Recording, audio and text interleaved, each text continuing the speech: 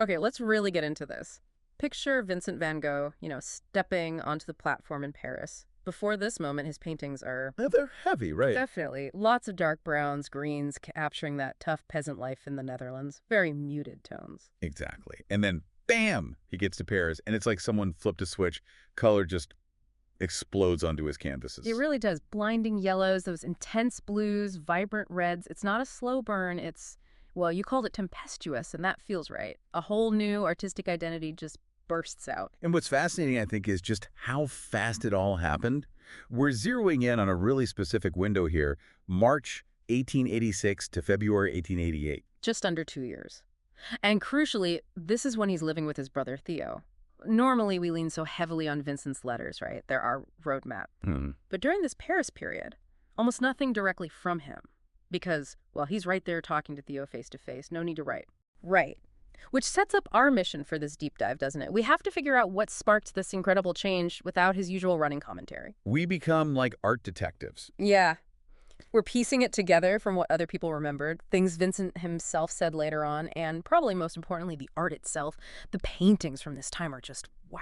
And we do have some letters, to be fair. Letters to his sister Will, and some surrounding the period to Theo give us glimpses. Okay, so consider this your crash course, your shortcut into understanding this absolutely pivotal, transformative time for Van Gogh. And zooming out for a second, that very lack of letters actually makes everything else from this time even more valuable, doesn't it? Mm-hmm. The paintings, what others said, his later reflections, that's our evidence. It forces us to look really closely at the work itself and the context. Okay, so let's set the scene. Paris, late 1880s. What's the vibe? What kind of artistic world is Vincent walking into? Oh, it's buzzing. A real crucible, you could say. Mm-hmm. His brother Theo, being an art dealer, is his in. His connection? Exactly. Through Theo, and also a short time he spent in Ferdinand Corman's studio, Vincent gets plugs right into the avant-garde. We're talking Impressionists, sure, but also the newer Neo-Impressionists. So he's meeting people? Big time. He's suddenly rubbing shoulders with artists like Toulouse-Lautrec, Paul Signac, Émile Bernard, Louis Anquetam, the guys they called the Impressionists of the Petit Boulevard. Right, the up-and-comers pushing boundaries. Exactly. They were actively challenging the old guard, the academic traditions. So he lands right in the middle of this ferment of new ideas about seeing and painting. It was like fuel on the fire for his own changes. And 1886 itself sounds like a key year. Huge year. It's the year of the 8th and actually the last big Impressionist group show. Okay. And interestingly, that show already included younger artists like Signac and Lucien Pissarro, people Vincent would connect with. But even bigger, perhaps, was the real emergence of Neo-Impressionism. That's Seurat, right. Seurat and Signac leading the charge. Seurat unveils his, well, revolutionary technique divisionism, pointillism, basically. Little dots of pure color. Uh-huh. The idea being that the colors would mix in your eye, not on the palette, creating this incredible vibrancy and light. A whole new approach. And Theo was also putting him in touch with the more established Impressionists, people like Monet. Yes, Theo's gallery connections were key there. Vincent got exposed to Monet, Pissarro, Degas, big names. But it's worth remembering, Impressionism wasn't brand new, but it wasn't exactly mainstream acceptance either. Still controversial. Oh, yeah. Very few Impressionists were actually making a comfortable living just from their art at that point. Okay, so Vincent lands in this whirlwind of artistic energy. How quickly do we see this impacting his own work? It's almost immediate. Seriously, the change is dramatic. That dark, earthy palette from his Dutch period. Gone, almost overnight. Replaced by... Brightness. He just dives headfirst into a much, much brighter range of colors. You can track it so clearly in the self-portraits he did in Paris. How many were there? Around 20 or so in just those 2 years, they really function like a visual diary, showing this incredibly fast learning curve with light and color. It wasn't just portraits, right? He was digging into color theory in other ways, too, like the still lifes. Oh, absolutely. Yeah. The flower still lifes are pure experimentation. Think about those paintings. Intense red poppies, bright blue cornflowers, pink roses, yellow chrysanthemums. Yeah, vivid stuff. He's deliberately playing with complementary colors. Blue against orange, red against green, yellow against violet. He talked about wanting intense color, not that gray harmony he associated with his earlier Dutch work. So really pushing the contrasts. Exactly. Yeah. And exploring how to use broken and neutral tones, as he put it, to kind of balance or harmonize those really strong opposing colors. And then when he goes outside, painting landscapes around Paris. Same explosion of color. Same deal. You see him trying out Impressionist brushwork, but also pointless dots, sometimes even in the same painting, mixing techniques. Trying everything on for size. Pretty much. Mm. He describes some landscapes as frankly green, frankly blue, just bold, direct color. And what's really cool is watching how he takes that pointillist idea, the separate dots, Uh-huh. and starts morphing it into his own thing.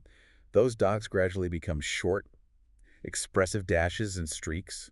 That signature Van Gogh brushstroke we all recognize, it's really forged there in Oh, Paris. wow. So he's like a sponge, soaking it all in, but then filtering it through his own unique intensity. That's a good way to put it. And central to all this, of course, is Theo. His brother. It wasn't just about opening doors, was it? It sounds more like a partnership. Totally.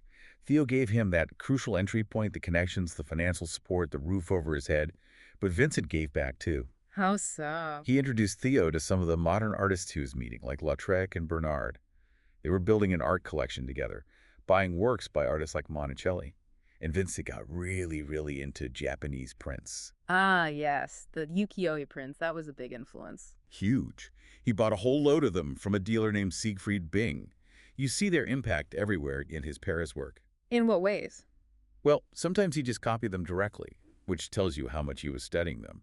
But beyond that, you see it in his compositions. They become much bolder, more unconventional. Like the flattened perspective, the strong outlines. Exactly. Stylized contours, really expressive use of flat areas of color.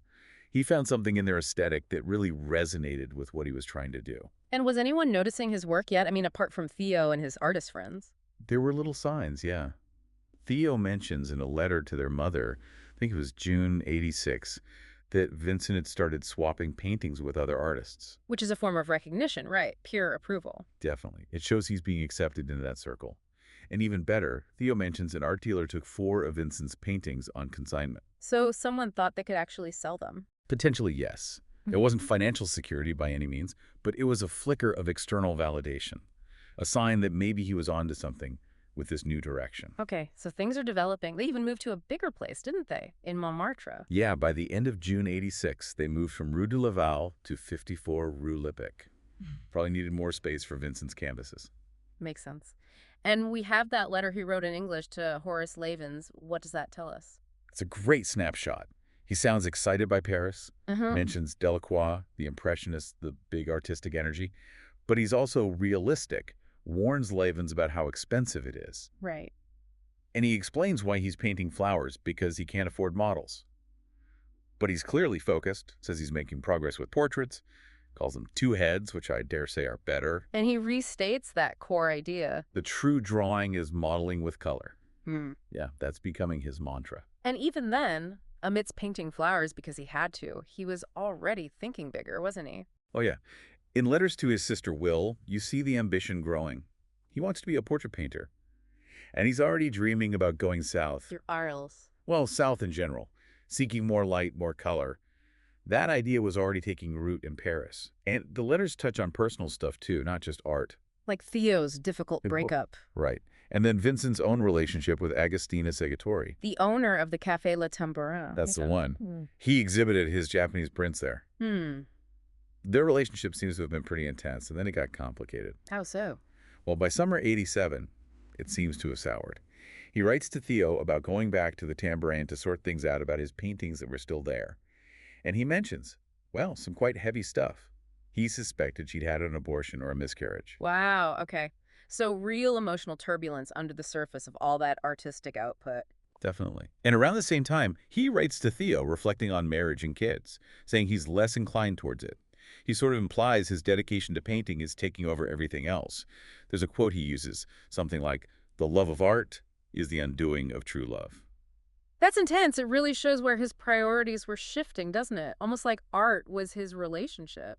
It certainly seems like it was becoming the absolute center of his existence. What about other figures? You mentioned Père Tanguy, the paint seller. Ah, Tanguy. Yeah, a crucial figure. He ran this little shop selling art supplies, but he was more than that. He was a huge supporter of the avant-garde. How did he support them? Well, he'd often take paintings in exchange for supplies. And crucially, he'd display their work in his shop window. For artists like Van Gogh who weren't getting into the official salons, Tanguy's window was one of the few places people might actually see their art. So a real ally. Absolutely. Vincent's letters mention him, including some friction with Tangai's wife. Apparently, she complained about Vincent at some point. Ah, okay. Adds a bit of color. Yeah, and he mentions bumping into Toulouse-Lautrec, who had actually managed to sell a painting, which must have been encouraging. A reminder that it was possible, even if it was a struggle. And the struggle was real for Vincent financially. Constantly, he was always relying on Theo to send money, so he could just keep buying paint and canvas and, well, survive. It sounds like his letters to his sister Will during this time are particularly revealing, not just about art, but about his whole philosophy of life. They really are. Mm. You get a much more intimate sense of his thinking. He talks a lot about writers he admired, the French naturalists, Zola, Flaubert, Maupassant. What do he like about them? Their honesty, I think. Their willingness to look at life squarely, the good and the bad. He found kind of truth there, even humor in Maupassant. He also shares his thoughts on religion. Seems he was moving away from organized religion towards something more personal, more based on lived experience. And in that famous analogy about corn. Yeah, comparing people to grains of corn and love being the germinating force. It's quite beautiful. He reflects on his old peasant paintings from Nouinan, too. Still thought they were good. Yeah, he seemed to think they were still among his best work, but he acknowledges that in Paris, without models, his focus had to be on color. He sees more color everywhere, especially in the landscapes he painted just outside Paris, at Asnières. And there's a sense of him searching for peace, serenity. I think so. He writes about not wanting to be among the melancholy, and he quotes that French phrase, "Tout comprendre, c'est tout pardonner." To understand all is to forgive all.